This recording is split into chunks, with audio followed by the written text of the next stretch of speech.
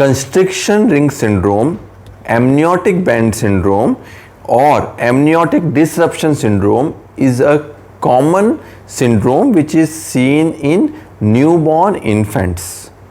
This problem is due to tight amniotic bands during the course of development of fetus.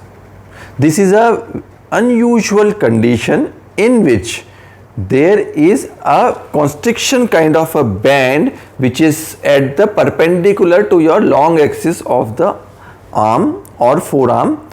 This problem is more commonly seen in upper limbs, and this problem can be of varying severity. The approximate incidence of this condition is about 1 in every 15,000 live birth. Approximately 80% of these bands are distal to the wrist joint.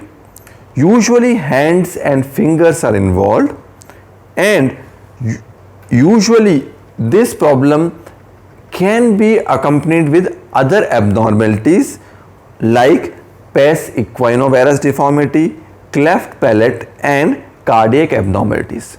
But one very important thing to know is these constriction band syndrome or constriction ring syndrome, amniotic band syndrome is not a congenital or a hereditary abnormality. That means if a father has it, it is not necessary that the children will have it. So it's not a congenital deformity. This is usually a developmental deformity which is due to tight fibrous bands of the ruptured amnion in the fetus sac inside the mother's womb. Now, this problem is classified by Patterson into 4 different types.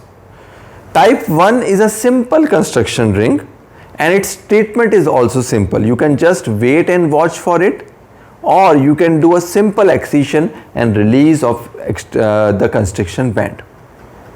Type 2 is a little more deeper sort of constriction ring, and you can have lymphedema or swelling distal to the constriction ring. Now, if this is the problem, then you may need to do what is called as a circumferential Z-plasty to release the constriction band and to release the lymphedema which is distal to the constriction.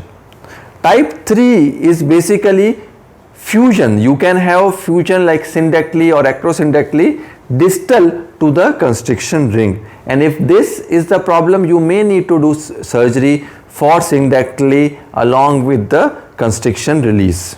And type 4 is very severe form in which you may have amputations of the extremities, and usually if that is the case, you might need to do reconstructive surgery for the same.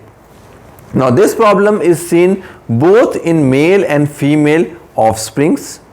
Very occasionally you can detect it in prenatal ultrasound also. Now, this problem is also called as Streeter's dysplasia.